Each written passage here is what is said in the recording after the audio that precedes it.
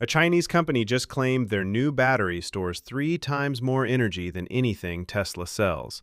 No fire when you stab it, no smoke when you shoot it. I didn't believe it either. So I spent 2 weeks digging into everything Chery is building right now, and honestly, some of it kept me up at night. Here's something most people don't realize. The majority of electric cars you see on the road weren't actually designed as electric cars. Manufacturers took platforms originally built for gasoline engines, with transmission tunnels, heavy steel floors, 70 to 80 welded parts underneath, stripped out the engine, and shoved a battery in there. It works, kind of, but it's like renovating a house from the 1970s. New paint, smart lighting, fancy appliances, but the foundation? Still 1970. Tesla figured this out early. So did Porsche with the Taycan, Hyundai with EGMP. They started from blank pages. Now Chery, spelled Chery, I'll save you the Google, is doing the same thing, except they might be taking it further than anyone expected. Chery's new E0X platform uses gigacasting, same concept Tesla pioneered with the Model Y. Instead of welding dozens of small steel parts together, you cast the entire underbody as one piece using aerospace-grade aluminum under thousands of tons of pressure. Fewer parts, fewer welds, fewer weak points. The number that matters? Chery claims 40,000 Newton-meters per degree of torsional rigidity. For context, most mainstream EVs hit 25,000 to 30,000. Tesla Model S sits in the low 30s. To reach 40,000, you normally need a carbon fiber supercar. What does that mean when you're actually driving? The car corners flatter, absorbs impacts better. And here's one that surprises people. It's quieter. Fewer joints means fewer paths for vibration, less rattling, less road noise creeping in. Fair warning though, gigacasting has a downside nobody loves discussing. If you crack that single casting in a fender bender, you might be replacing the entire structure instead of welding one panel. Repair costs could sting. Something to watch. Most EVs today run 400-volt systems. Chery built the E0X natively at 800 volts. Porsche did this first. Hyundai and Kia followed. Now Chery's in the club. Why does voltage matter? Simplest analogy I've got. Garden hose versus fire hose. Same water. But the fire hose moves it faster, with less friction and less heat. Higher voltage means less current for the same power. Less current means less heat. Less heat means less wasted energy. Pair that with silicon carbide power electronics, which Tesla also uses in the Model 3 and Y, and your power conversion losses drop roughly 40 to 50% compared to older silicon systems. The real-world payoff? Chery claims 150 kilometers of range added in 5 minutes of charging. For comparison, the Hyundai Ioniq 5 does 10 to 80% in about 18 minutes under perfect conditions.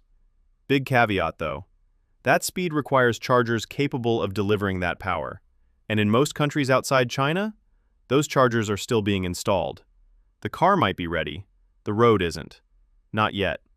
Now let's talk about the part that actually scares people. Lithium-ion batteries made EVs possible, but they brought baggage. Dendrites, tiny metallic growths that can cause internal short circuits. Thermal runaway, chain reactions where heat feeds on itself. And the genuinely terrifying one, self-sustaining fires that generate their own oxygen. Water doesn't stop them the way you'd expect. The industry got incredibly good at managing these risks. Better cooling, better sensors, better packaging. EV fires are statistically rarer than gasoline fires. That's a fact. But managing risk isn't the same as eliminating it.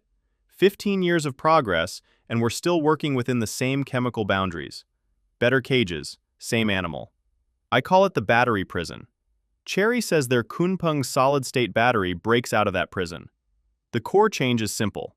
Replace the flammable liquid electrolyte with a solid one, ceramic or polymer-based. Ions still move, but through a stable solid instead of a volatile liquid. Now here's where I need to be straight with you. Chery claims Kunpeng cells reach approximately 600 watt-hours per kilogram. Let me show you why that number made me pause. BYD blade battery, 150 to 180 watt-hours per kilogram. Tesla, 4,680 cells, roughly 244 to 280 watt-hours per kilogram. Best solid-state lab prototypes from Toyota and Samsung, SDI, 400 to 500 watt-hours per kilogram. In labs, not factories. Chery is claiming 600. That would leapfrog everyone. At that density, a single charge could theoretically deliver 1,500 kilometers, London to Rome, without stopping. Has any independent lab verified this? As of now, no. This is Chery's claim from their own presentations. I find it promising. I don't find it proven. There's a difference. What has been demonstrated more convincingly is safety. Chery showed these cells being cut open, punctured with nails, and shot. No fire, no smoke, no explosion. If that's consistent across production cells and not just hand-picked lab samples, that alone is significant. But the elephant in the room? Nobody on Earth has mass-produced solid-state batteries at automotive scale. Not Toyota, not Samsung, not QuantumScape. The solid electrolyte degrades at electrode interfaces over thousands of charge cycles. Scaling from prototype to factory has killed more battery startups than I can count. If Chery solved this, they solved what a decade of global research hasn't. Possible, not confirmed. Quick reality check on something you've probably felt but never understood. That sluggish touchscreen in your car? The update that takes forever? Features that look amazing in the commercial but feel laggy in person?